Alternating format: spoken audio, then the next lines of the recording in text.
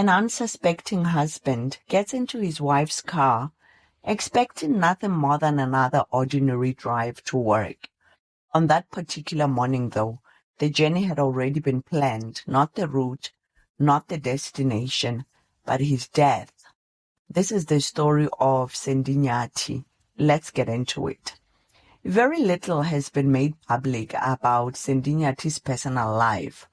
Unlike many high-profile cases, there are no interviews with family members describing the kind of husband, father, or colleague that he was.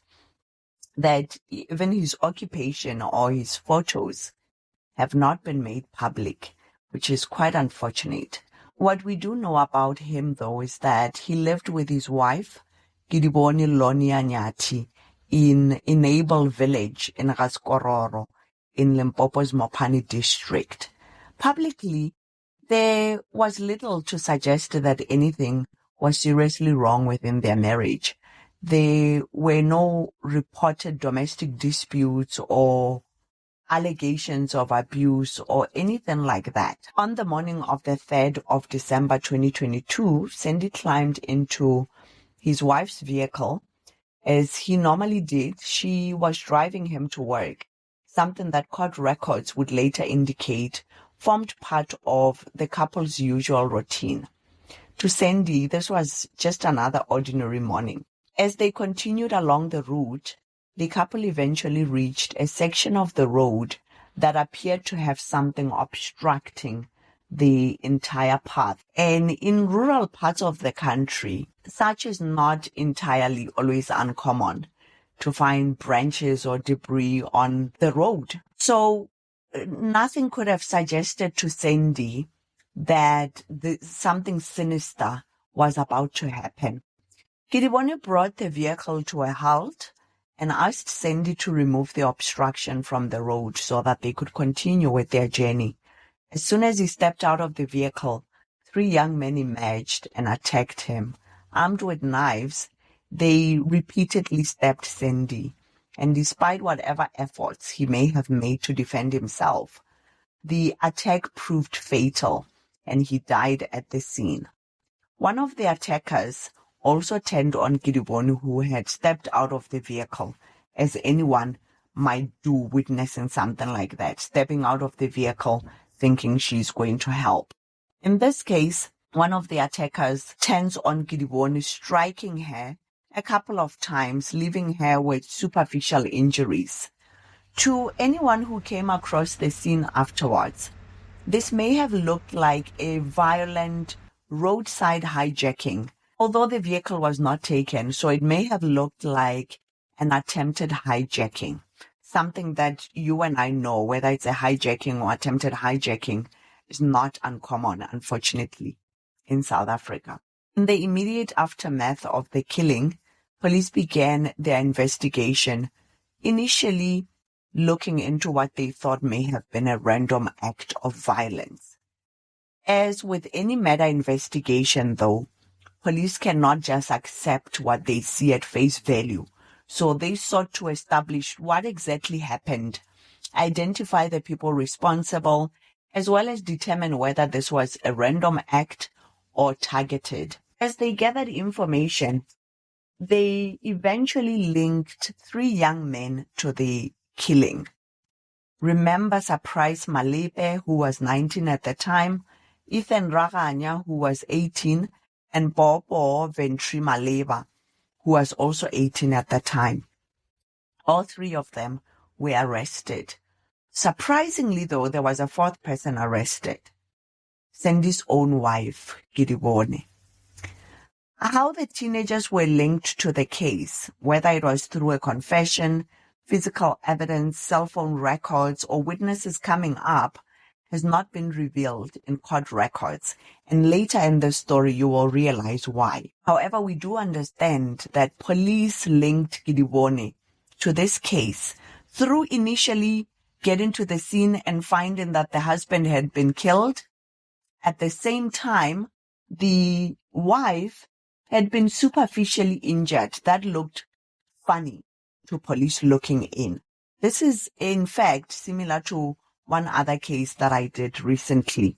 That is the case of Sidwal Sibisi of Dagakral in Mpumalanga, which shares a lot of similarities with this case. If you have not watched that video, you might want to check it out. I'm going to link it in the description of this video, where Sidwal had been traveling with his stepson when, in what seemed like an attempted hijacking, he was murdered and the stepson was left only just handcuffed and no scratches or anything. He had not been touched.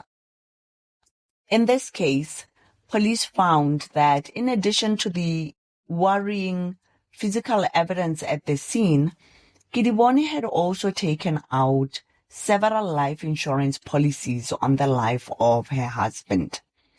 Now, life insurance policies alone would not prove that a wife has committed the murder of her husband, because many couples in South Africa and throughout the world take out life insurance policies on each other with the idea that if one of them pass away, the remaining spouse will continue to take care of the children and the household. However, with the prevalence of these stories in South Africa, I wonder if it's still a good idea. Let me know in the comments section if you think it's still a good idea for couples to have life insurance policies on each other for this purpose of taking care of the children.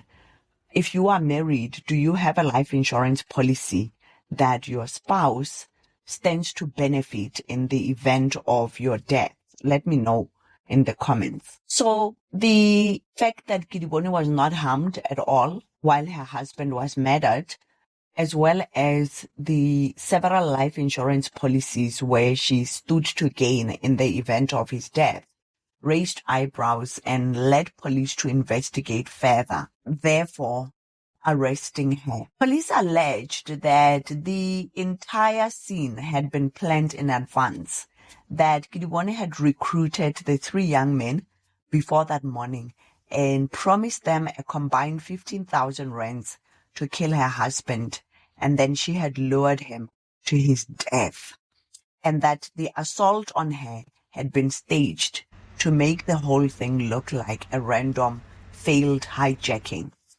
The four of them were charged with murder. If you care about this type of storytelling, telling stories of victims who are not here to tell their own stories in a manner that is respectful, dignified, and detailed, please like this video. That allows it to reach more people and helps the channel grow. In addition, if you're not yet a subscriber, please consider subscribing to the channel.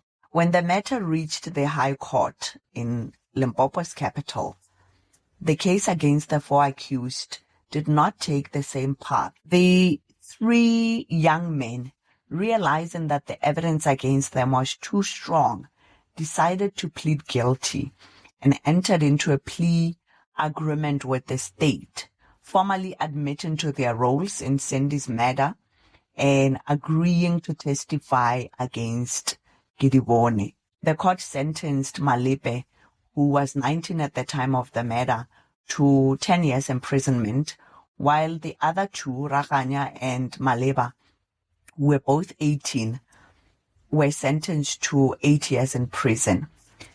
And because when a person pleads guilty, their guilt is no longer in dispute and they don't go to trial, this is the reason why we don't know how they were tied to the case. There's no prosecution presenting evidence in court. And even what the NPA writes about the case is just that they entered into a plea agreement, they have admitted that they are guilty, and this is the sentencing. Not much is revealed beyond that. With the three co-accused convicted and sentenced, the case against Gidiboni was separated from them and proceeded on its own. Unlike the others, Gidiboni initially maintained that she was innocent, entering into a plea of not guilty and denying any involvement in the murder of her husband, and that went on for months. As the state's case strengthened, and understanding that the three young men were prepared to testify against her, and they were going to say that they had been hired they had been told to stand on the side of the road and where to stand and what obstruction to put on the side of the road so that she can have her husband step out to remove it from the road and they would attack. She knew that all of that would be revealed in court. And she then abandoned her not guilty plea and also entered into a plea agreement with the state, admitting that she had orchestrated her husband's murder, that she had recruited the 3 young men and promised them 15,000 rands combined, which means they were each going to be paid 5,000 rands for the life of Sendinyati. So she admitted to all of that. And in mitigation, her legal representative argued for a lighter sentence on the basis that she was a first-time offender and that she had shown remorse by pleading guilty, that she was also the primary caregiver to her minor child, and that she was living with 2 chronic illnesses. So the judge should be lenient in his sentencing. The state pushed back, arguing that this woman was greedy. She had been driven by greed to murder her husband and connive with 3 teenage boys to murder her husband, arguing that she should be sentenced to at least 25 years in prison. And on the 4th of June 2024, the judge handed down exactly that sentence in Limpopo's High Court in Polokwane, ruling that the plea and the sentence agreement served in the interest of justice, sentencing Kidibone to 25 years in prison. And in the end, Kidibone did not benefit a thing from taking the life of her husband. She is now in prison and will stay there for many, many years. She has not received a cent from the several life insurance policies she took out. And one could even argue that she has also ruined the lives of 3 impressionable teenage boys. On the other hand, one could also say, one of them was 19, an adult. The other 2 were 18, and they also should have known enough. That is it for the case of Sendinyati. Please let me know what you think of this case in the comment section. Thank you so much, and I hope to see you in the next video.